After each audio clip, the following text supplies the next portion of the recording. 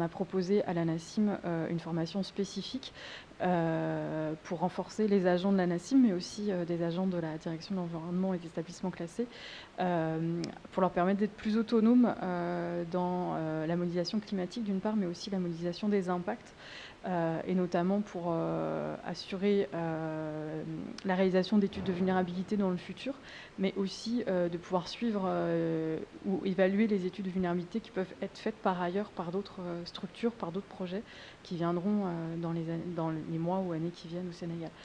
L'objectif de la formation, il était assez multiple, mais comme on avait un public assez divers, assez hétérogène, il était de rappeler les bases de fonctionnement des modèles climatiques, du système climatique, comment fonctionnent les jeux de données d'observation, etc. Et puis, il y avait également des cas pratiques qui sont prévus tout au long de la formation, avec formation d'utilisation à des outils développés par Climate Analytics, notamment RegioClim et RegioCrop, qui sont des outils qui permettent d'analyser le risque local climatique, associé au changement futur de précipitation, de température, mais également au changement des extrêmes climatiques. Et puis RegioCrop, qui est plutôt un site, un outil simple qui permet de visualiser les projections des rendements des cultures sur les pays d'Afrique, dans le contexte du changement climatique.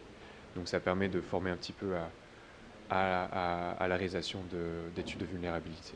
Ici, concrètement, au niveau de l'ANACIM, c'est un renforcement de capacité qu'on a sur les études de variabilité et des tendances climatiques. Donc c'est un outil qui est disponible et qui est sur le portail, qui est facile à utiliser.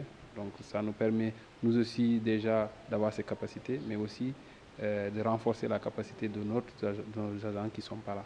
Donc on peut toujours facilement les demander de regarder et de faire un peu, par exemple, avoir une étude de risque climatique sur un domaine bien précis. Et cela est facile à faire avec cet outil qui est RegioClim. Nous avons assisté à cette formation qui a été vraiment la bienvenue par rapport à ma spécialité qui est l'agrométéo. Nous sommes amenés à donner des conseils portant sur le climat et l'agriculture. Donc, d'un point, on peut voir les projections, je veux dire, que sera le climat ou que pourrait être le climat sur certains horizons, et ensuite, en termes d'impact, quels pourraient être les rendements. Et là, je crois que ce que nous venons de voir aujourd'hui, en termes d'outils, nous permettrait d'orienter les stratégies, d'aider, de soutenir aussi les autorités politiques par rapport à la prise de décision. Cela nous a permis de renforcer nos capacités en termes de tout ce qui est modélisation climatique, modélisation d'impact, mais également correction de biais.